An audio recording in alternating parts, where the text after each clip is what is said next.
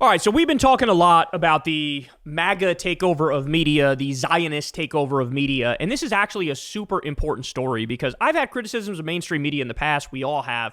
However, with them getting their way now, it's actually going to get worse. It's going to get significantly worse. So what have we been seeing? We've been seeing David Ellison and Larry Ellison, the father and son duo, the billionaires. They've been buying up different media companies, and the goal of them doing that in a pretty straightforward and forthright way is to make it so that these news outlets are more pro-Israel and to make it so that they're softer on MAGA and they either have a pro-Republican bias or they do some both sides bullshit, some enlightened centrist bullshit. And so what we're losing is, you know, even the ability to have some of these like pro-democratic media outlets. Never mind lefty. They're you know, you're watching this is lefty media, but there's very few lefty media outlets. But like there is even a war on like liberal media or pro-democrat media. And so you're going to have wall-to-wall right-wing media, Newsmax, One American News Network, Fox News, Fox Business, CNBC. You're going to have that, and then everybody else is going to be enlightened centrist garbage like CBS, right? So no left of center voices. That's really the goal. That's the goal. And no criticizing Israel, of course, right? So there's this mass consolidation of the media happening right in front of our eyes, which, by the way, just having billionaires take over the media, it should be a crime in and of itself, right? You can thank Bill Clinton with the 1996 Telecommunications Act for starting this problem. It's only gotten worse since then. And now you have just this horrible consolidation. Now you even have the Ellisons are working together with Saudi Arabia and some of the Gulf Arab countries, and now they want to buy CNN next. They're trying to buy the parent company CNN to control CNN. So like I said, there's going to be no even liberal outlets or democratic outlets, never mind left-wing outlets, right? Just total fucking horror show is what we're talking about here. Okay, so BARI Weiss was picked as the henchman to control CBS. And she's already, you know, they've already done some purges over there. They want to make sure that 60 Minutes doesn't go hard on Israel, doesn't go too hard on Trump. But BARI Weiss has also, as you all know, she had her own outlet called the Free Press. Now, the Free Press is a bit of a colossal flop on YouTube and in the online media space. You know, her videos will get like, I don't know, 6,000 views per video, 7,000 views per video, which is literally like an entry-level independent media or online media person. And so you have this billionaire look at BARI flopping online and go, I know what I want to do. Let me give her like $150 million or $200 million. Because again, it's more about ideology. It's not about like, oh, I think you're successful in the marketplace here. It's got nothing to do with that. But what's been happening is a lot of these people have been going around and saying the quiet part loud. A lot of these people, I mean, we've been seeing this with that Zionist, what's her name, Sarah Hurwitz, who, it's crazy, but she worked for the Obama administration. And she was, you know, she was out there saying, oh man, Holocaust education is really backfiring. We don't like Holocaust education anymore because it's making people think never again meant for everybody, when we just meant never again for Jews. Oh, the right wing, the left wing, they're like equally anti-Semitic. On one side, they believe in white genocide. On the other side, they believe that there's a genocide in Gaza. That's equally stupid, and they're both equally anti-Semitic. Like, they've been saying these things out loud. They've been saying these things out loud. It's insane, right? Well, here's BARI Weiss. She's at the Jewish Leadership Conference, which I didn't know this, but apparently there's like a Zionist gathering or like a big name Jewish gathering, an elite Jewish gathering, like every other fucking week. Because we keep getting videos from these events, and it's like, what are these events? What are you doing? Well, BARI really, really lets it all hang out here. And this is basically a warning to everybody about what she's doing with CBS. Watch this. All of us see the moment that we're in. And all of us see that the choices that it feels like we have sometimes, which is Hassan Piker and Tucker Carlson or Nick Fuentes and, you know, Andrew Tate, the kind of people that are rising in the podcast charts, those don't actually represent our values. And I don't think that they represent the values and the worldview of the vast majority of Americans. And so this is an opportunity to speak for the 75%, for the people that are on the center left and the center right that still believe in equality of opportunity, that still believe passionately in the American project, that still believe in all of the things that everyone in this room believes in, which is liberty and freedom and individual responsibility and in the most basic level, the right to know what is actually going on in the world. Not the world as propagandists and ideologues imagine it to be, but what's actually going on in the world. That is a rich thing to say when her outlet was denying that Israel was starving Palestinians. They were writing these propaganda articles, lying and pretending like, actually, these people had some pre-existing conditions and Israel's not starving them, even though they're on the record as starving them. What a fucking rich thing to say. Holy shit. Not the world as propagandists and ideologues imagine it to be, but what's actually going on in the world and in your community, so you can make decisions about where to send your kids to school, about where to live, and about how to vote. That used to just be normal. And the goal of what we're trying to do at CBS is to get back to that normalcy. And I feel incredibly energized and enthusiastic because By the way, what an amazing pitch.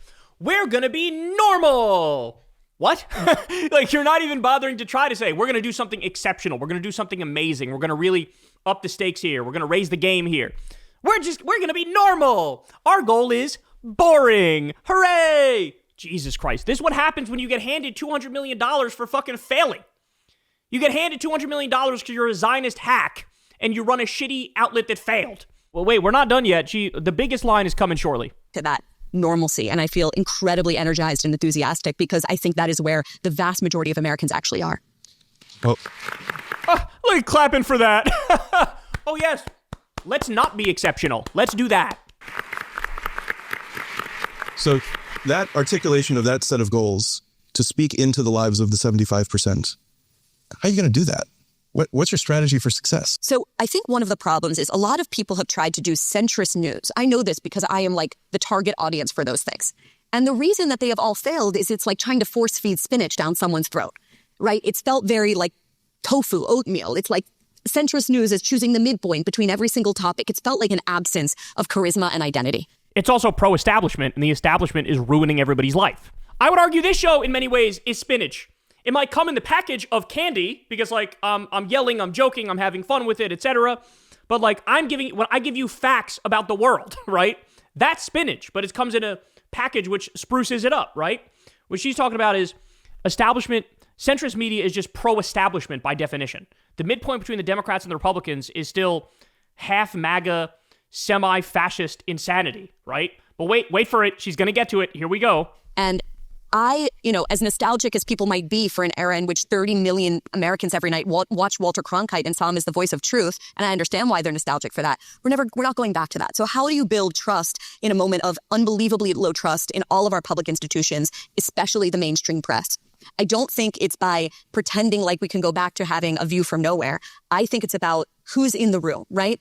I think it's about redrawing the lines of what falls in the 40-yard lines of acceptable debate and acceptable American politics and culture. I don't mean that in like a censorious gatekeeping way. I mean having people that are clearly identifiably on the center left and on the center right in conversation with each other. And we've been doing so much of this at the Free Press. I was in, Chicago. Last week, I think, I've lost all track of time, where Dana Lash, former spokeswoman from the NRA, was debating Alan Dershowitz on guns. Now, these are people that have wildly different opinions on the Second Amendment, and yet showing that they can have good faith, very passionate, very charismatic disagreement and still like each other at the end of the day, we think it's important. And so for me, it's always about the curation, like who's in the room, how are you showing centrist news, not as the absence of disagreement and the absence of charisma, but explicitly charismatic and disagreeable, and yet doing it in good faith. Do you understand what she just said? The argument she just made was, I am trying to control the Overton window with CBS and determine whose voice should be allowed in the room and whose voice shouldn't be allowed in the room. Barry, this is literally the polar opposite of the project that you launched with the Free Press, that you said your goal was. With the Free Press, it was all about, aren't you tired of censorious nonsense? Don't you want to have open discussion, free speech, debate? Don't you want to have that? Don't you want to be honest and open in the marketplace of ideas? And so for the Free Press, it was, hey, anything goes. You come, you make your argument. We're all about free speech. We're all about enlightenment. We're all about no ideas too crazy. We'll work through it. We'll debate. We'll discuss, et cetera, et cetera. Open inquiry, right? And then now, total reversion to, I'm trying to control which voices are allowed in the room and what's allowed within the Overton window, which is so fucking crazy. Because basically what she's saying is, definitely don't allow Hassan Piker in the room. Definitely don't allow socialists in the room, right? At the same time, she's also saying don't allow, Nick Fuentes and fucking Andrew Tate in the room and stuff. But it's an attempt to gatekeep. Now, the massive irony of this is, with any reasonable system where you gatekeep, Barry, you're not making the cut. Ben Shapiro's not making the cut. None of you are fucking making the cut. Why? Because you're cheerleaders for genocide. Like I said, you did genocide denial articles in the Free Press about how the Palestinians aren't actually starving. So, like, I'm okay. Hey, shit, if I'm being honest, I'm okay with that conversation of, like, let's police the boundaries of the discourse. Totally fine. I get it. But the difference is, you don't make the cut. Shapiro doesn't make the cut. In the same way, Fuentes doesn't make the cut. In the same way that Andrew Tate doesn't make the cut. But Hassan would make the cut by any reasonable standard, right? But it's so amazing, undermining herself. Now, the other hilarious part about this is she talks about how we've been repping the center, but not in like a boring, uncharismatic way. We've been having a lively debates, and this is the way that we reinvigorate the center with this media platform that we now have. You ready for this? Glenn Greenwald said, the example BARI WEISS gave of the charismatic mainstream debate she believes will revitalize CBS, namely the gun control debate she arranged between Alan Dershowitz and Dana Loesch, has so far been watched by a grand total of 860 people in the 5 hours since posting. And you can see he's literally correct. Here's what it says, 860 views in 5 hours. This is the woman who's going to fucking revolutionize media. She literally failed up her whole life. She failed up. The only reason she has this position is because there's a sugar daddy billionaire who took one look at her and said, she's going to try to lie to protect Israel, and she is going to do some enlightened centrist garbage. We love you. Welcome. Here's $150 million or $200 million for your outlet that's literally like, what, 1/200th the size of my outlet? Is my show worth fucking $400 million? No, it's fake. It's all fucking fake. It's all insane. By the way, Hassan also came out and said, what makes this funnier is that her outlet, CBS News, is currently trying to set up a debate with me. So here she is going, bro, we got to police the discourse. We got to have it within the 40-yard lines. You know what I'm saying? But, like, I don't want to allow Andrew Tate or Nick Fuentes or fucking Hassan Piker. Meanwhile, they're trying to get Hassan Piker behind the scenes. Now, maybe it's not BARI working on it, and the second they figured it out, that, she would try to axe the whole thing. That's possible, but I don't know. But it's just, God damn it, man. God, we live in hell. It honestly this moment reminds me of during the Iraq War era, when the media lost their fucking minds and gave into the hysteria, and they like mass fired anybody who questioned the war. Phil Donahue had one of the top rated shows, and he was fucking fired. He was fired. You have Jesse Ventura. They were going to give him a show until they found out he was against the Iraq War. Then they fucking paid him to not do his show. There were countless examples of people who were anti-war, and they lost their opportunity to speak at all. So the media was so right-wing biased. It took all the way until Keith Olbermann came to really break that mold. And then the news outlets realized, oh shit, there's a market for this. And so they allowed him to do his thing for a while, right? But like, we're in a moment like that now, where the spectrum of debate is going to be far right, and then the left fringe is enlightened centrist garbage. Like, that's what and across the board, pro-Israel. Across the board, you're not allowed to talk about the genocide of Palestinians in Gaza. So just a horrible, horrible thing. But it really is incredible to me how unserious she is intellectually, that she could go out there and say with a straight face that this project with CBS is literally the polar opposite of what she pretended it was for the free press. That was all about free speech and open discourse and dialogue and, nothing held sacred, open inquiry. And now it's closed inquiry. We're policing the lines of the debate. Fucking suck it up and take it. And of course, she gets to decide who's allowed in the room and who's not, right? So her, pro-genocide bullshit is somehow perfectly welcome in polite society, when by any reasonable standard, it fucking wouldn't be.